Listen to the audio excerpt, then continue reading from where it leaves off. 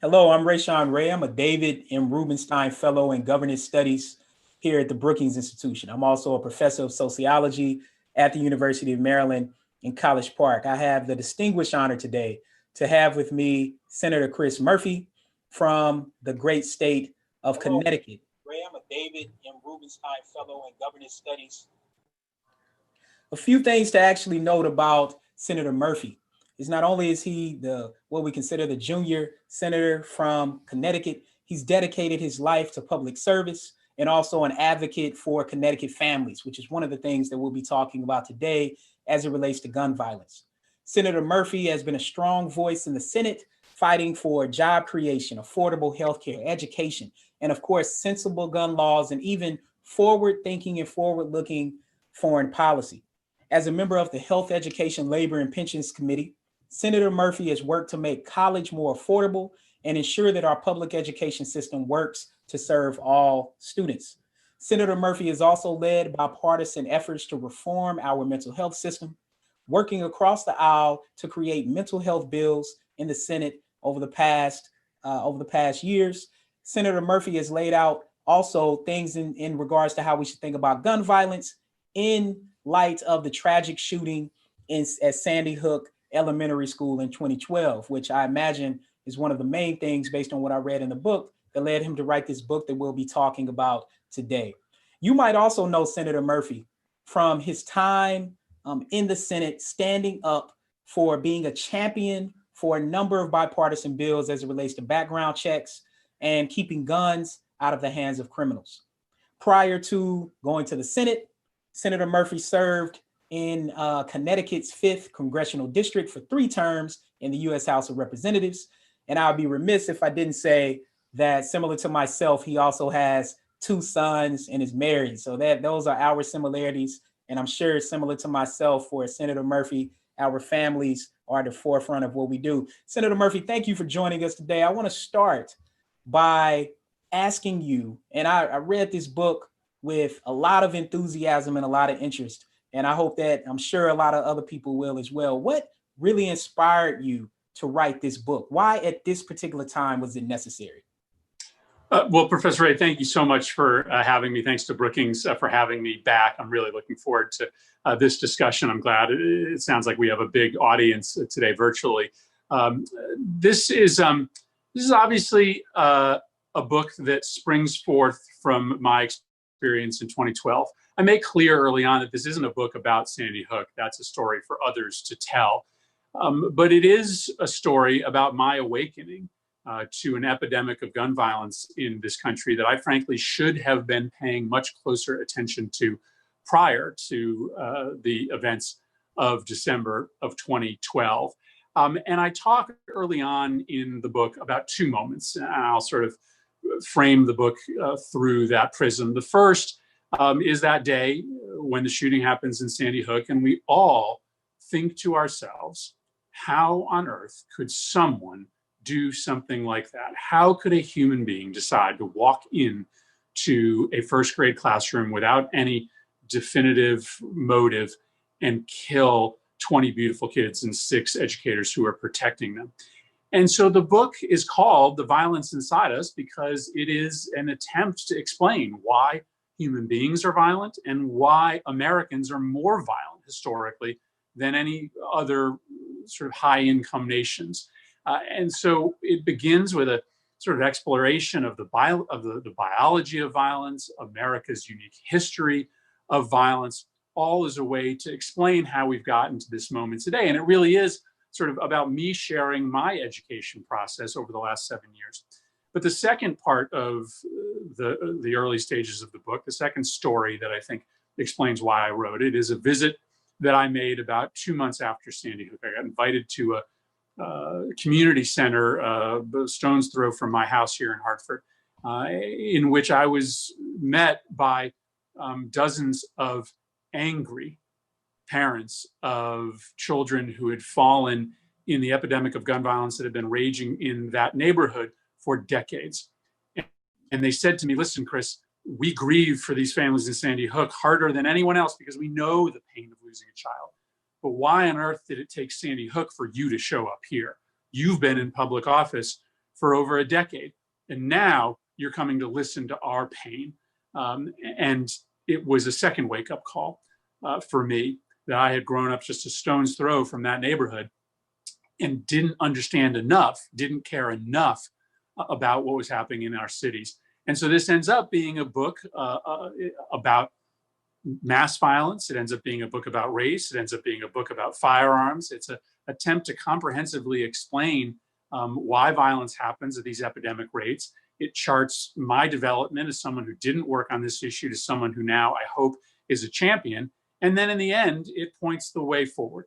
It talks about the growth of our movement and the policies that we need to fight for, some related to guns, some related to more systemic injustices in our society that can make us a less violent nation. I hope that in the end, it's a primer that helps folks who want to become more educated on this issue, who want to become more effective advocates, to do just that. I hope in the end, this book and its reach is what helps us turn the corner on some of the policy interventions that I identify late in the book as the things necessary to get our hands around this violence that does inescapably sit inside us as human beings and as Americans.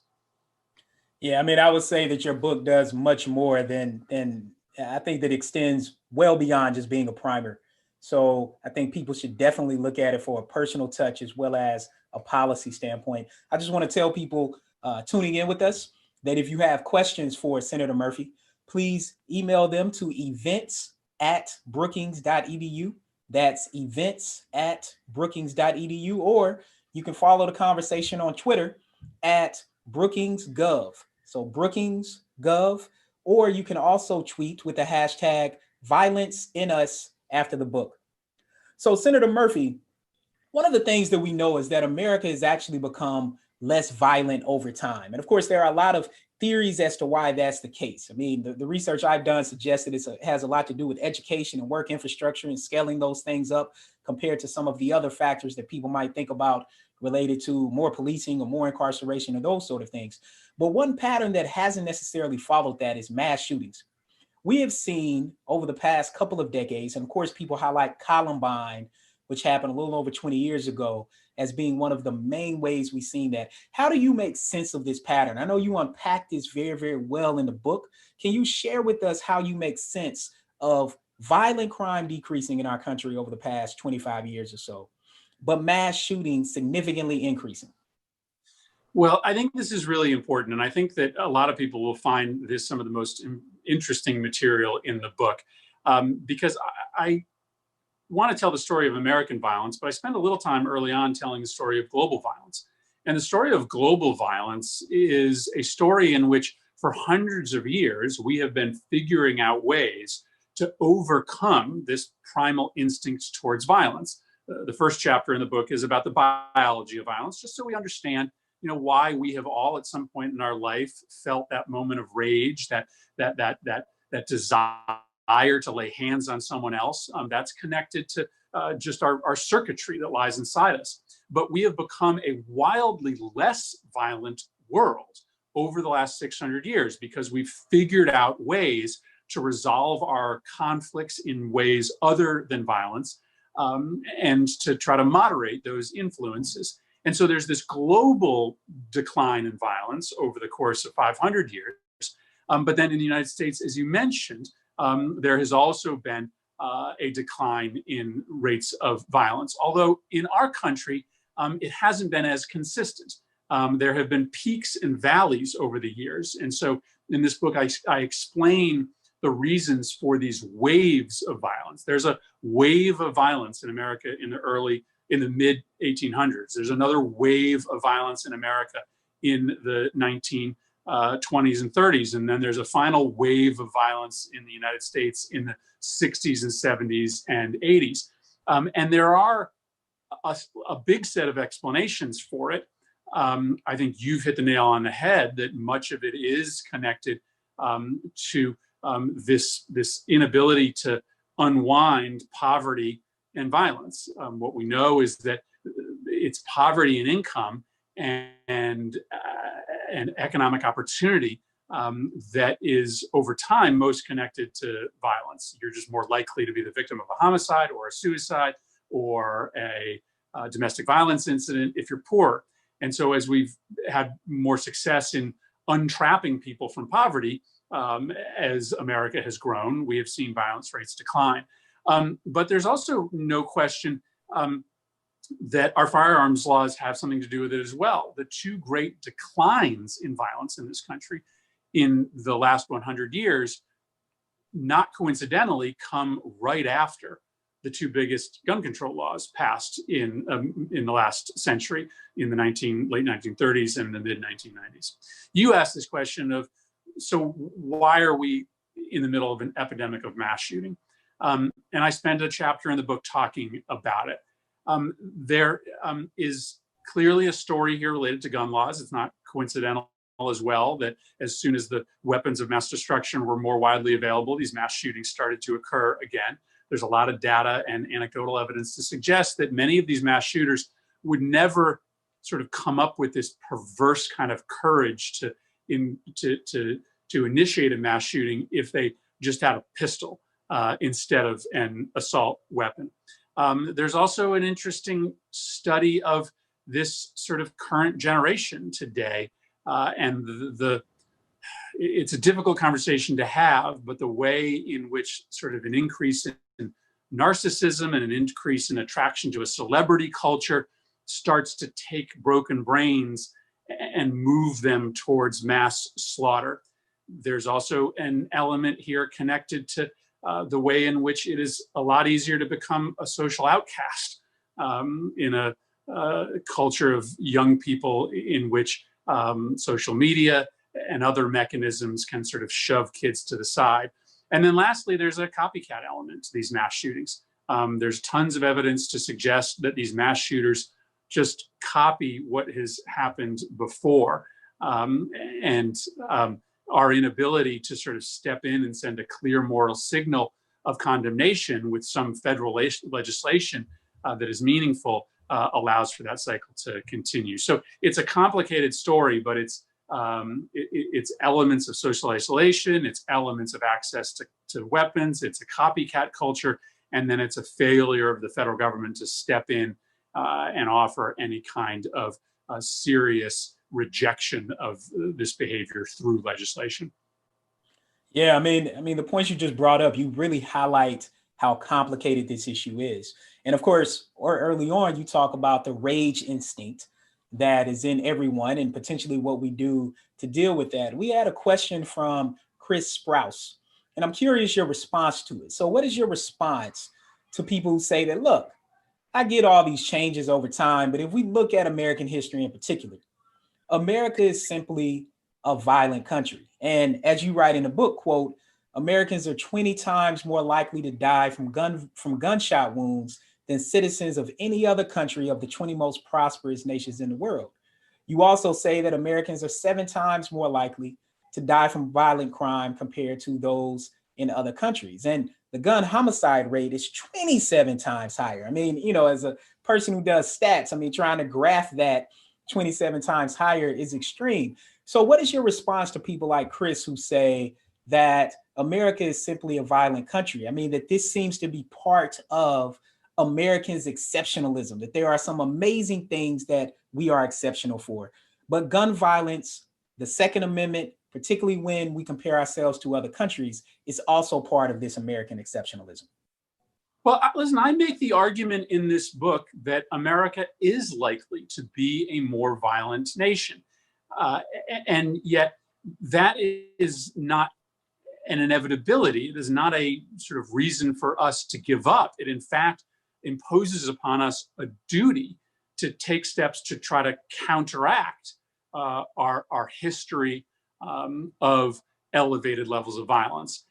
And I spend a good part of the beginning of the book sort of going into detail about this history. So America, for our first 80 years, is not more violent than the rest of the world, in particular our European neighbors. It's only in the sort of middle 1800s that we start to sort of have our violence rates move off the chart, and we have never come back down to earth since. So what's happening in the mid 1800s, and how does that sort of explain this exceptionalism of American violence? Well, there's three things that are happening at that point. One, it's at the back end of the explosion in the slave population in the United States after the invention of the cotton gin.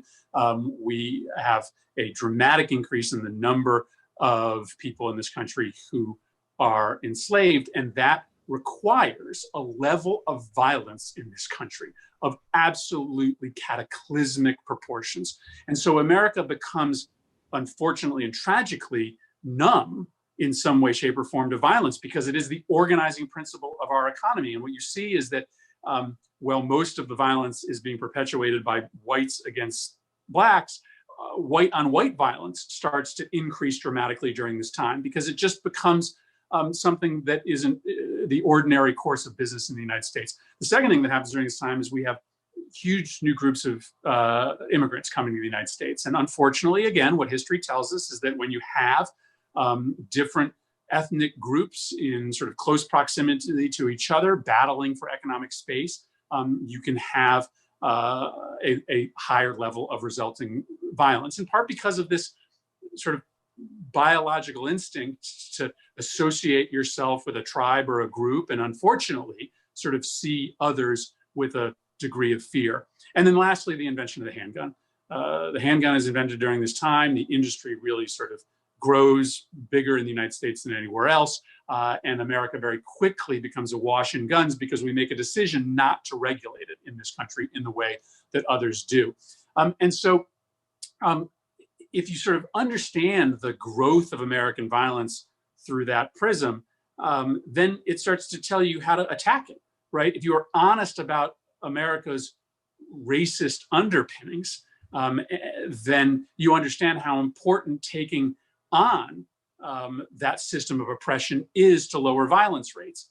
If you understand how different ethnic groups are competing for economic space to try to avoid poverty and unemployment, then you understand why building a more equitable economy so that there isn't those very aggressive contests before individuals, how important that is for the reduction of violence. And then finally, firearms. If we actually finally get serious about controlling firearms in this country in a way that we haven't since the invention of the handgun, that is clearly part of the path forward.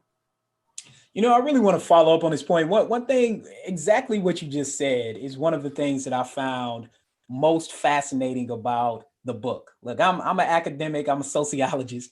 I specialize in social psychology and race. The way that you talked about two theories that, at least in all of my classes, come to the forefront. You're really talking about group threat theory on one hand and conflict theory on the other hand. For conflict theory, to your point, when there are different groups who come in contact and there is enough people from whatever place, whatever othering we want to do, because one of the things I really liked about the book as well is you took us out of this kind of individual notion. You started there talking about biology, talking about the rage instinct. And then as people progress through the book, they'll see the way that you really highlighted, look, this is about how we think about groups. And then this is also how we think about policy. So as immigrant groups come in, as different groups come in, to your point, fighting for scarce resources, then that lends itself to group threat theory, which is when a group from the outside comes in, they pose an economic, political, and cultural threat.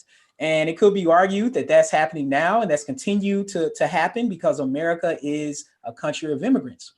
One of the things I want to touch on, because I found several things really compelling, but one thing that I really found compelling was you talked about and you cited W.B. Du Bois, who, of course, one of the foremost thinkers, first Black person, but a sociologist who got his first Black person to get a PhD from Harvard. But you highlighted the lynching of Sam Hose in 1899. And so you put a historical spin on how we should be thinking about what we normally call Black on Black crime. And you even just did it just now. You talk about the 1873 massacre that essentially ended Reconstruction. And I'm wondering if you can help unpack this for us, because I think it's important for people to have a historical context for the way we think about crime and even the way we think about Black on Black crime and why we don't say white on white crime when it's all just crime. But to your point, it's impacting people in different ways. And you talked about to a certain extent the legacy of slavery, but also the role that lynching played in in us being immune to violence? Yeah, and again, I think that's a really important principle to understand, is that because America is sort of bathed in violence from the start, right? And it begins with the slaughter of Native Americans by settlers. It transitions to the brutal enslavement of millions of African Americans. It transitions to Jim Crow and lynching culture, and then moves today to mass incarceration, which is just violence by a different name. What we see is this long history of institutional violence, the usage of epidemic levels of violence mirrored nowhere else in the high-income world by what I sort of refer to in this book as in-groups to control and keep oppressed out-groups. And that's probably a fairly sort of coarse way to explain this phenomenon, but all that has happened over the years is that the mechanism of violence has transitioned from one kind to another. But because we have sort of never gotten over this normalization of violence in this nation, because we've been inculcated with a celebration of violence, right? Only in this nation is the gun a romantic object, right? Only in this nation do we associate a killing machine with ideas like freedom and liberty. All of that together just sort of allows us to sort of push the violence off of our shoulder instead of recognizing how ridiculous it is that the homicide rate in this country is 20 times higher than other nations. And what I'm trying, and people who watch me on TV probably see me talking about guns all the time. What I'm trying to do in this book is say, listen, it's bigger than guns, right? Guns gets you the biggest return on your investment, but that still leaves you as a massive global outlier unless you're taking on our economic system and our long-time system of racial oppression. Then you aren't ultimately attacking the real set of drivers of American violence. Yeah, look, in groups, out groups. That's exactly how I teach it. And when I was reading this book, I was thinking would be a phenomenal book to assign to the students that I teach. And I think that other professors will feel the same way. I mean, because it's very, it's an easy read, but it's easy in the sense that you're talking about a difficult topic. So the more difficult topic, the easier the delivery is, but you don't dumb down in any way the science. So the way you just framed it as in group and out group, that just gets me excited as a social psychologist who does this. I love the language, and on that front, let's kind of stick with this theme, and then we'll transition to talking about, of course, Sandy Hook. I think people definitely want to hear your reaction to that and how we think about the NRA and gun reform.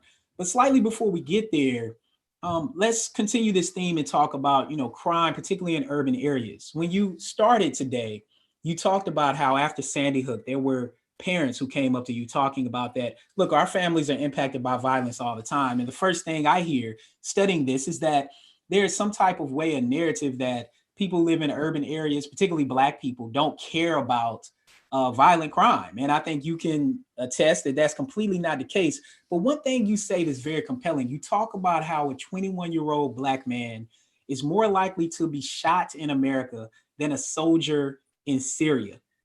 And that was very compelling for me. And so I'm curious what your response is to people who say that, look, in urban areas, particularly Black people, they're just prone to violence. They're just prone to the rage instinct. They just have it more in them.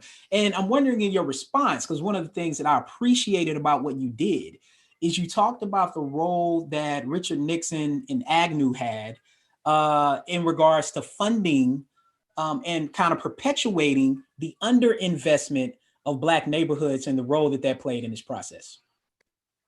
This is really, really important. And I do spend some time in the middle of the book trying to dispel this mythology that exists and make people sort of understand why it exists. In fact, the opening story of the book is the story, not of Sandy Hook, but of this young man, Shane Oliver, who gets killed in Hartford, Connecticut. And it talks about how his father, Sam Saylor, who's a major character in this book, a pastor in the North End of Hartford, how, Sam says, listen, we pay attention to how violence in the cities gets marginalized, right? We pay attention to the fact that when a kid goes missing in the North End of Hartford, nobody cares. But if it's a white girl with blonde hair and pigtails who goes missing in a suburb, it's on the evening news all the time. When I was trying to find information about some of the murders that I wanted to write about in places like Baltimore, I could barely find a single article about it.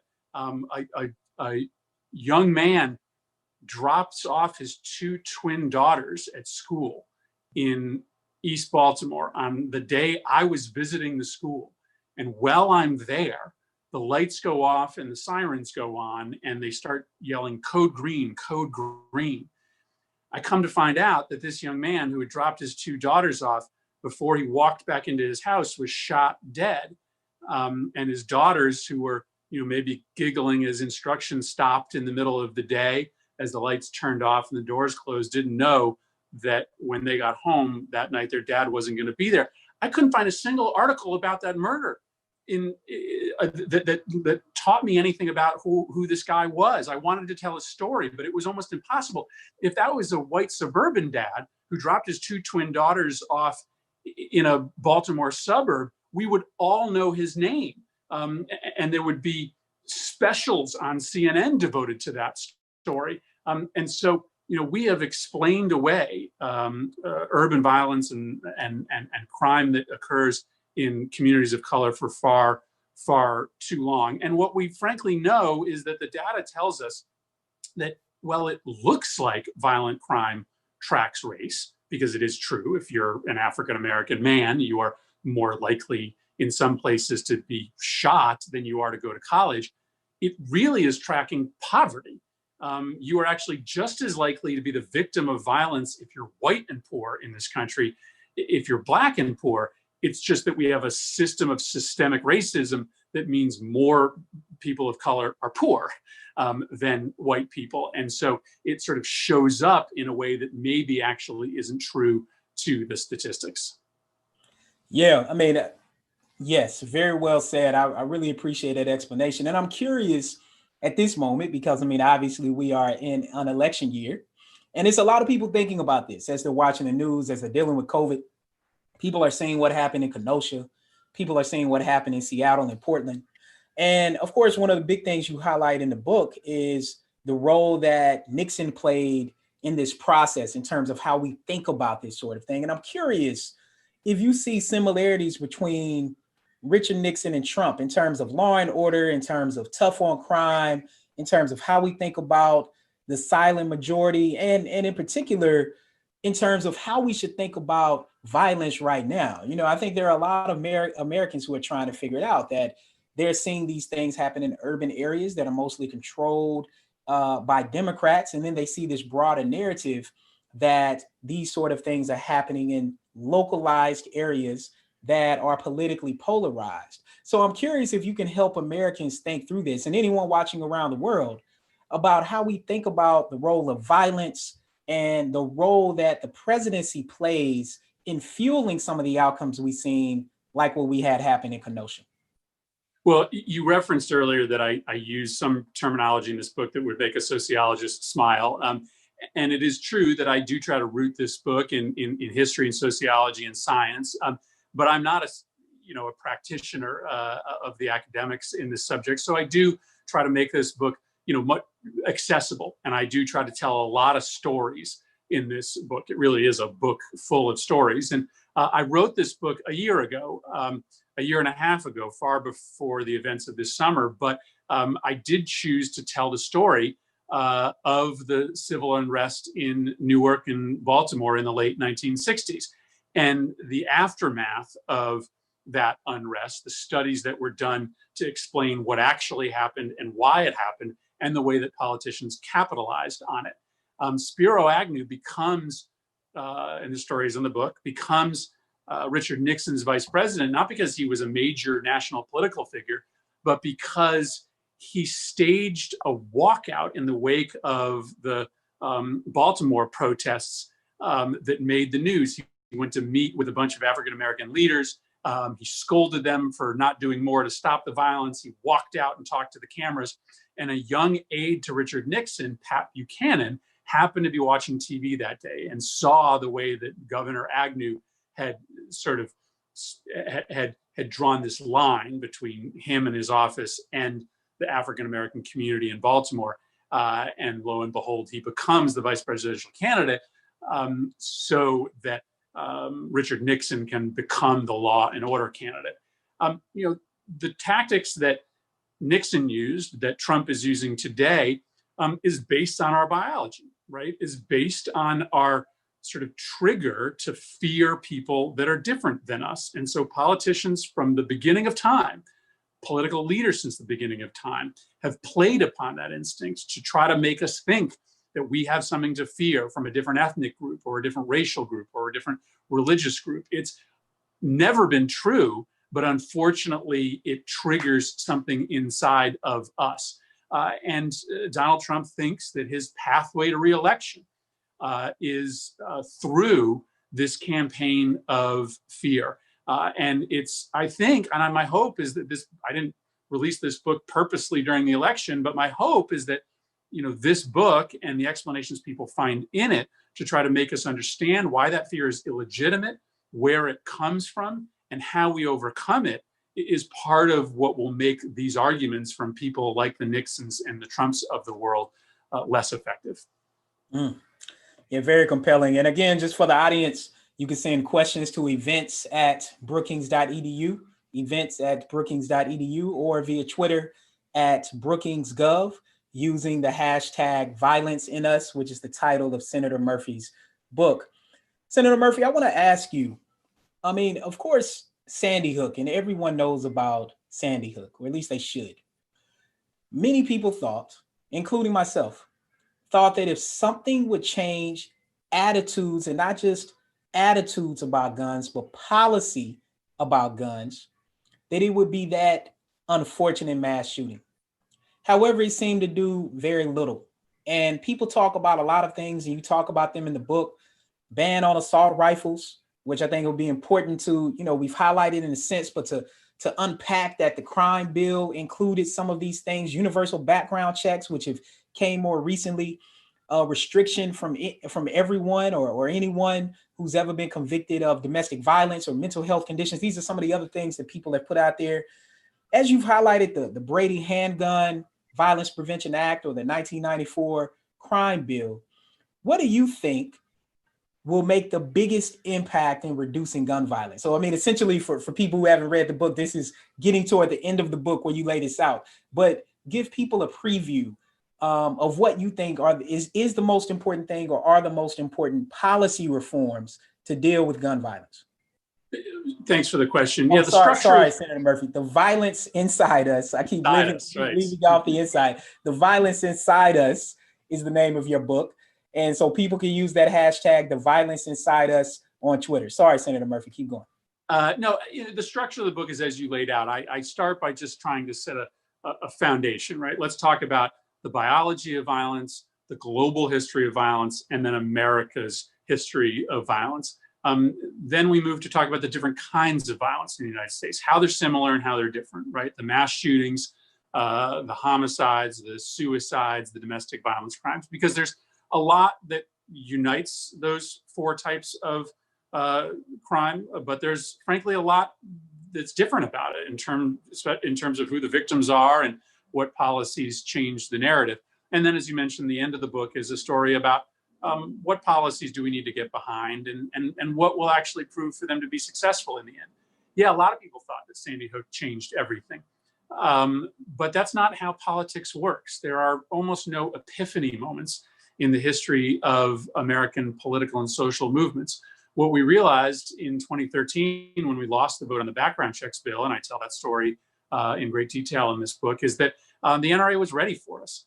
The NRA built up a political powerhouse unlike almost anything America had ever seen, and they beat us, not because we hadn't convinced people of the necessity for background checks, but because they had more political power. They had more money, they had more activists, they had louder voices than we had.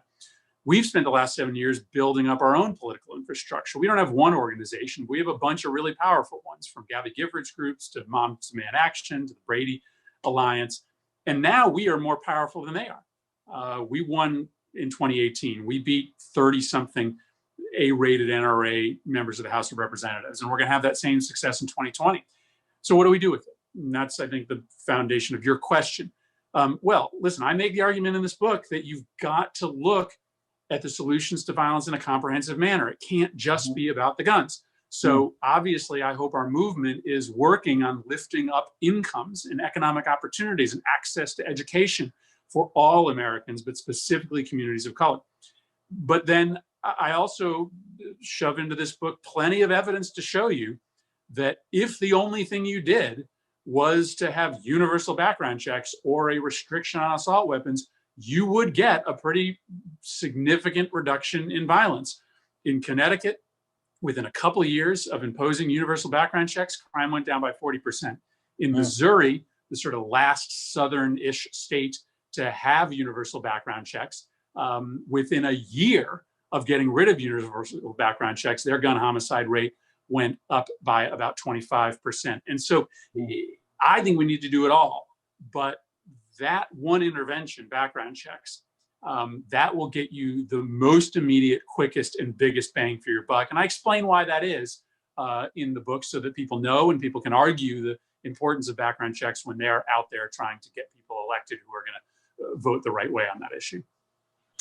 Yeah, I mean, very, very compelling. So I have one more question, then we'll transition to some great questions that we're getting from the audience. So before the panel, we got a question essentially about the NRA from Beverly Allen, who was talking about how we should frame and think about the NRA. That the NRA, and you essentially just talked about it, but I think they want you to go into more detail, how the NRA has seemed to block every important piece of legislation. And you just talked about that power, like being able to leverage that. And we know legislators in New York, for example, have called for the NRA to essentially be disbanded. What are your thoughts on what can be done about the NRA's blockage of what many people consider to be common sense gun reform? I know it sounds like there's an overwhelming number of stories in this book, but I just... the stories are phenomenal, by the way. No, and they're all so fascinating. I couldn't help but put them in there as a mechanism to educate people. So the story of the NRA is in here, right? They start as a pretty sleepy pro-gun control organization, and then they get taken over in a sort of 1975 putsch of the old leaders by a bunch of conservative radicals who sort of see the NRA in the context of a broader conservative movement whose goal is to just destroy government and to have no government intervention in our lives or regulation of the economy. And that's sort of the story of the modern NRA. It stopped being just about guns and about some broader ideas about the utility of government. The problem is that the gun lobby, the NRA, over time, sort of got far too out over its skis. And as they became more and more reliant on a gun industry that required them to oppose any and all regulation, and I can get more into why that was, they started to get way out of step with their own members. And so we get to this point today where 80% of the NRA's own members want universal background checks, and their organization fights against it, which has been part of the story as to why the NRA has lost so much political power. They've had a lot of internal problems, but they also have just gotten so far out of step with their members. And our side has been willing to stick up to them. Frankly, had we stood up to them 10 or 20 years ago, we might have precipitated their downfall. But we got so scared of them in the wake of the 1994 elections, when mistakenly we thought that we lost control as Democrats of the House of Representatives because of the assault weapons ban, which wasn't true, that we just sort of let them build their power without contest. Well, now they're much less powerful. Now we're much more powerful. And I think we are about to be able to pass a universal background checks bill in which a whole bunch of Republicans are going to support it, and they're going to find out that the sky doesn't fall, right? That they actually get pats on the back home, that the NRA actually can't primary them out of existence because they're not powerful enough. And that's going to be a signal to all sorts of other Republicans to just take this issue off the table and fight on other grounds. I think we might be getting to a point where we sort of flip the presumption. Back in the 2000s, the NRA got everything they wanted because we were so weak as a movement. It may be that as we enter the 2020s, we don't get everything we want, but we're going to be able to achieve pretty significant change because a lot of Republicans just decide, I don't want to fight with Moms Demand Action anymore. I don't want to fight with Gabby Giffords anymore. I just want to get right on this issue, and I'll fight with my opponents on other stuff. Yeah, or they say, I don't want to fight with Senator Chris Murphy anymore, because one of the things that I'm hoping that you could tell us, a part in the book that I found really, really inspiring, and I think that people should hear this story from you, and particularly the way in the book, to your point about telling stories, you brought us into your mind, into your feelings, in what you did on the Senate floor. And I remember watching that. I mean, I remember seeing it and the role you played at that moment to stand up and do what you felt needed to be done. I thought that was a moment, and it was a pivotal moment in how we think about gun reform. And I'm curious if you could tell people about that story, what led up to it, and just anything else you want to say. But I think I found it to be, as I'm thinking about assigning it in a class or doing something like that, I can see students reading it and saying, wow, I can make a difference. And this can be something that I need to do. It's the last story in the book, or it's the second to last story in the book, for a reason. I talk about coming home from the filibuster and turning on the TV, flipping on MSNBC and watching one of my favorite commentators, Lawrence O'Donnell, doing his monologue on me, 10 minutes on me. And I'm listening to him talk about me, and I detail this in the book. And he goes through my entire sort of political history. And he basically says, Chris Murphy is a super careful politician, right? He's a guy that doesn't bust out of political boundaries. He's careful. He's calculating. He's the least likely person to do what he just did. And I try to be really candid in this book, right, about what I believe to be my political failings. And I come to the conclusion that he was basically right. That I was a successful political leader. I was prodigious. I passed a lot of legislation, but I hadn't taken a lot of chances. I hadn't been willing to put my career on the line. And that was in part because I hadn't had an issue that I was emotionally connected to prior to Sandy Hook. And so I decided to take a chance that day in June of 2016. I decided to hold a filibuster and refuse to sit down until Mitch McConnell had scheduled votes on anti-gun violence measures. And I remember getting cold feet an hour before. And I texted my friend Cory Booker, who was sort of my co-conspirator, and Cory texted back and told me, man, do it. And then I remember going cold feet minutes before and texting my wife and saying, I think I'm about to make a horrible mistake. What if I stand up here and nobody cares and Mitch McConnell ignores me? And I did it anyway, because I felt like I had an obligation to those families. And I felt like if I didn't take chances, then what the hell was the point of having a job like this? And in the end, of course, it was important. No, it didn't lead to a successful vote, but it was the first time in a meaningful way that the anti-gun violence movement drove the narrative, right? We didn't let the other side set up the story. We created the story, and the House sit-in happened a couple days later, inspired by our filibuster, and all of a sudden people felt like you could stand up to the NRA and you could be rewarded for it. And I hope that that's a small part of the story of how we get to the moment when we pass legislation that actually does change the story of gun violence in this country. And in telling it at the end of the book, I'm hoping to try to prompt other people to take chances in their own lives, right? To say, hey, I've got a store down the street from me that still allows for folks to carry weapons into it. I'm going to organize a boycott of that store, and I'm going to get a bunch of grief if I do that. But you know what? This is a small thing that can have some impact. Hopefully that my telling of the story can give people some confidence to do some things that are of similar impact. I mean, I think it will. I mean, it was very inspiring, and I think it'll be more than just a small part of the story. I mean, the other thing that stood out to me as you were telling that story is having what I call a counsel, or like confidants. And in this case, that was Senator Booker, and that was your wife, who both were like, yeah, I mean, come on, like this is the time to do it. You know what I mean? I think we all need that. And so you telling that story from your perspective as a senator, I think is going to be very, very compelling for people. It definitely was for me. Well, and listen, I've tried to give a little bit of behind the scenes account of, what it's like, right, when you're thinking about doing something crazy. And I I don't think I've actually told Corey that I include the entire text he sent me that morning in this book. It's like on my to-do list that, like, before somebody sort of mentions to him that I have disclosed a private text he sent to me, I should probably tell him first. But everybody out there knows how great Cory Booker is, but when you see the text that he literally like wrote to me from, his kitchen counter that morning, it's like poetry in motion. It was one of the things that inspired me to do it. You have an even greater amount of love for this guy.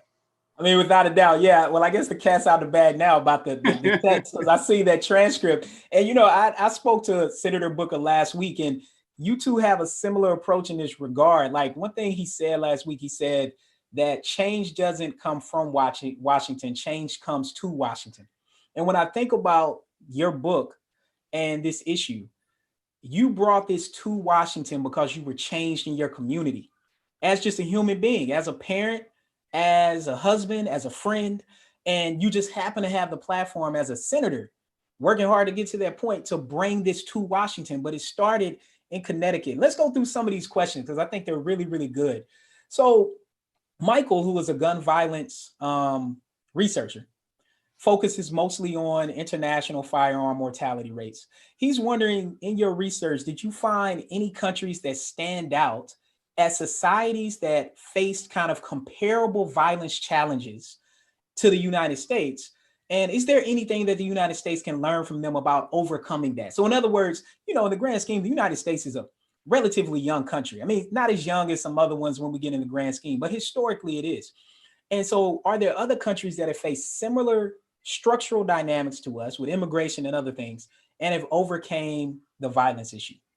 Well, it's a hard question because, part of the case I'm making in this book is that, there is something very unique about the United States. There's no other nation that has our history of racial oppression and subjugation. There's no other country that marries together multiculturalism and democracy, right? So it is hard to find other nations that we can draw distinct lessons from. But let me just mention two things I talk about in this book, one general and one specific that maybe answer that question. In the beginning of the book, I talk about this long global downward trend in violence. And one of the things that I point to is the invention of the printing press. And the invention of the printing press is part of the story as to why European violence rates start to plummet, because all of a sudden people can understand the lives of people that are different from them. All of a sudden, your tribal instinct, your belief that you have to fear those that are different from you, starts to weaken because you have the ability to read about others' experiences. And you also get to read about what it's like to be the victim of violence. And so you start to rethink whether this is really a proper way to order society. And so what you learn by looking at how violence dramatically declined in Europe hundreds of years ago is that empathy is really important. And so as we seek to try to address our racist past and present, growing empathy, right? Thinking about the importance of ending the segregation of our schools, about giving white kids the ability to grow up with kids of color, that grows empathy. And you can see what that did for countries on the other side of the ocean years ago. One specific instance on the importance of gun control. Suicide is obviously raging out of control in the United States today. We aren't as big an outlier globally on suicide rates, but we've seen a dramatic increase, and so we have to get serious about it. Yeah. Israel had a major suicide problem amongst its soldiers. I forget the date in which they enacted this change, but it was, I think, a couple decades ago. And in particular, they were seeing that a lot of soldiers were committing suicide on weekend while on leave. And so what Israel did was make a simple policy change, say that soldiers can't take home their weapons on the weekends. And what you saw was a dramatic decline in the suicide rates of Israeli soldiers, driven by what? The decline of firearm suicide rates on weekends. Why? Because suicidal thoughts are often fleeting. On average, they only last for 20 minutes. And so what Israel found was that when they just removed the weapon from the household on the weekend, suicides amongst their soldiers dramatically declined. And so you can find these very specific interventions and examples that we can replicate here in the United States, even, well, it's probably hard to find another country that has enough sort of societal and economic parallels to the United States to import their entire experience. That's a great point. And I mean, one of the things I study is policing. And I highlight in my work that the mental health challenges that law enforcement has is they're going out trying to do their jobs. I mean, they're overstressed, they're overworked, they're underpaid. 80% of them suffer from chronic stress, but 90% of them never seek help. I think like one big thing is to mandate that they go to psychological counseling. I think that would do a lot. And kind of on this front, there are a couple questions Garrett asked, because you kind of highlighted the media. You talked about the printing press and the role that played in getting people information about other people. Can you talk about the extent to which violence in the media, not only in mass media and TV shows and that sort of thing, but also video games, plays a role in contributing to the normalization of violence? Do you rank what we see in the media and kids playing video games from, everything from PUBG to Fortnite, which Fortnite is the number one thing in my house? Do you contribute that in any sort of way to the violence that we see? Well, I do think you've got to hold the media responsible for some of the actions it takes that end up glorifying violence and feeding misperceptions about violence. One study I reference in this book when I'm talking about violence in our urban areas and gun homicides in this nation is that what you probably already know instinctively to be true is true, which is that when there's a crime committed by a Black man in this country, it receives far more attention in the media, thus giving people the perception that there is more crime being committed by people of color. Sam Saylor talks about it in this book, how every time that the media covers a murder in Hartford, they say that the suspect is someone known to police, kind of code for the idea that, hey, don't worry about it, suburbs of Hartford. This is just a small group of, Black career criminals that, we just need to deal with in Hartford. You don't ever have to worry about this in Wethersfield. All of it creates this misperception about the origins of crime. The question about video games is a tougher one, right? I do think that the general celebration of weapons in this country does add to the numbness that we have around gun crime. That being said, there is not a lot of great hard evidence to suggest that violent video games lead directly to crime. A lot of anecdotal evidence to show you that people like Adam Lanza, the shooter in Newtown, had a lot of exposure to those video games. But people will point out that these violent video games are really popular in many other countries. Japan, for instance, a country that has, really no experience with gun crime and gun homicides. And so it seems that it may be a contributing factor, but if you can't get your hands on the guns that you use in the video games, then the video games themselves might not be as dangerous. So I think the jury is still a little bit out here. I tend to think, just as somebody who watches all of this, that there's a connection and that it's something to worry about. But there's some conflicting data. Yeah, agreed. So one question we have from Dick is wondering whether or not capital punishment in the United States is something that continues to normalize violence in the United States. And if so, is that something that we should just completely get away with altogether? Well, I think it does. I don't spend a lot of time talking about it in this book, but frankly, it's a reminder that it has to be part of this conversation. I'm an opponent of capital punishment, and from the very beginning in this nation, we have seen our reliance on violence as a mechanism to enforce our laws. That began with the stockades and beatings and whippings. It sort of transferred for a period of time to vigilante justice that was carried out by white-robed marauding gangs in the South, to today, where we don't routinely still rely on corporal punishment, but it is still part of our criminal justice system. I do talk about in the book the way that we still rely, for instance, on beatings in schools. I mean, you'd be shocked, folks that grow up in the Northeast, to find out that there's still 13 states that legalize corporal punishment in schools, that allow for teachers to paddle students if they misbehave. It is not coincidental that those states are almost all in the South.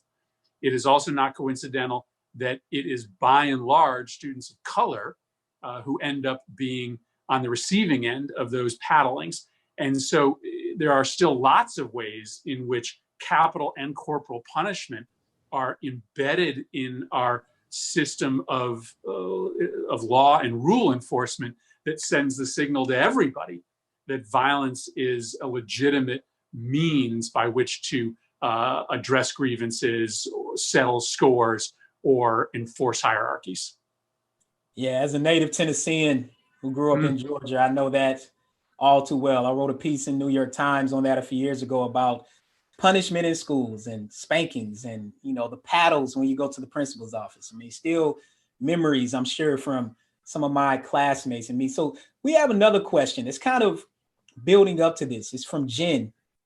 And Jen asked that there is one resounding factor that we haven't talked about up to this point. It's not necessarily about culture or mental illness or lack of laws, but specifically the term toxic masculinity, which is the fact that a lot of this is wrapped up in what it means to be a man, the way that boys are socialized to grow up.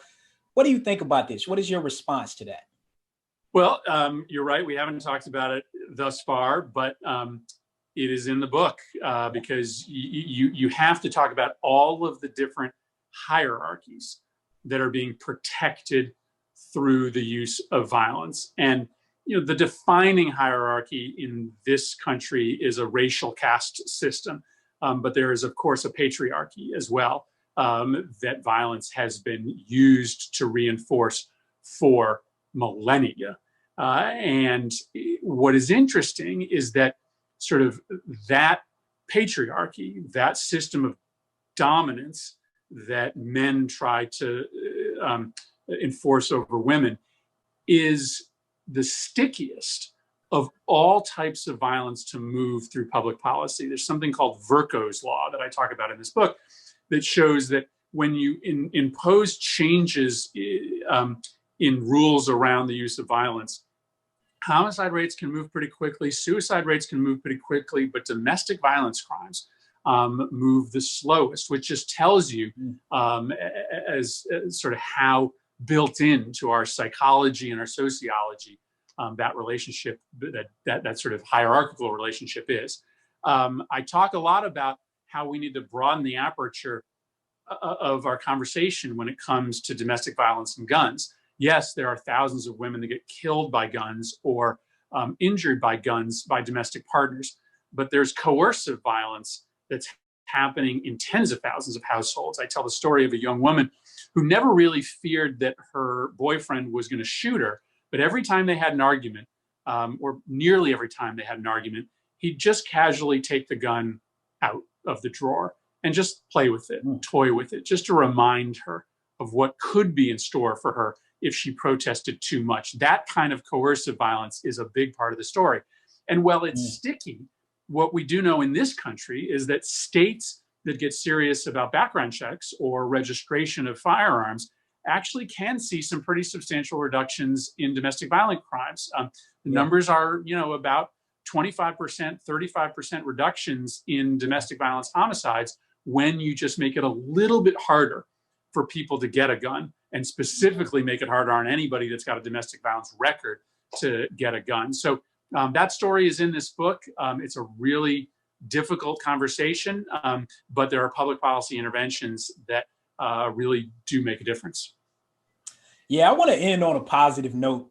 Got a colleague from Brookings who said, what actions can everyday citizens take in our everyday lives to help advance gun reform?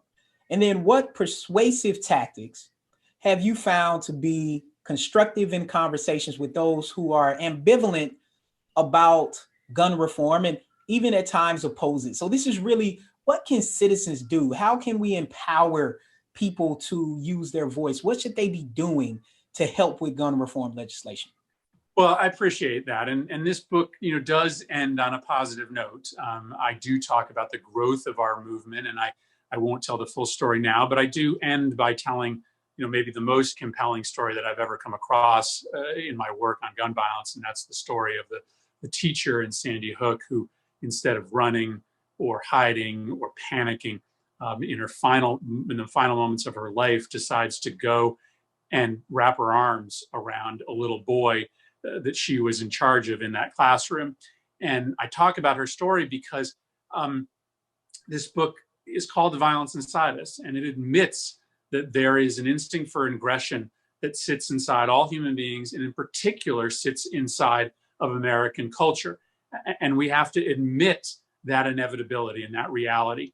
But I end the book by talking about Annie Murphy, this brave teacher who gives up her life to provide just an itty bitty additional peace of mind to this 6-year-old boy, because there is also enormous goodness.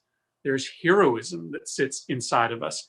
And my hope is that this book transitions you from sort of seeing the inevitability of violence to also seeing the inevitability of our ability to overcome that instinct. And the good news is today, you don't have to search really hard to find ways that you can make a difference. There are anti-gun violence efforts that are waiting for you to join them. There are boycott efforts against companies that are still investing in gun companies or allowing for concealed weapons to be brought into their premises that you can join. There are candidates out there more than ever before who are asking for your vote based upon their history of activism in the anti-gun violence movement. So whether it's by becoming a commercial actor, a political actor, a philanthropic actor, there's so many different ways that you can be a part of this movement. And what I tell people all the time is to not worry too much about perfectly calibrating your action to the one that is going to have the biggest difference. Just do something. Just every day or every other day, do something that advances this cause. Put a post up on your Facebook page. Make a $2 donation to a candidate who's raising up the issue of gun violence. Just be a regular activist, and you will, in the end, make a difference. You know why? Because there are millions of other people who are thinking about doing the same thing. And that's where the book ends, with the idea that violence is inside us, but so is the ability to overcome that violence. Both of those things lies inside of human beings. And my hope is that folks will buy this book, they'll access it, and it'll help them understand how to be a more effective advocate. I think that is a great way to close. Be a regular activist, like normalize it, that there are things that you can do in your life. Senator Murphy, this has been a great conversation. It's been an honor for me to have a conversation with you. And I can tell everyone out there, get this book, The Violence Inside Us, A Brief History of an Ongoing American Tragedy.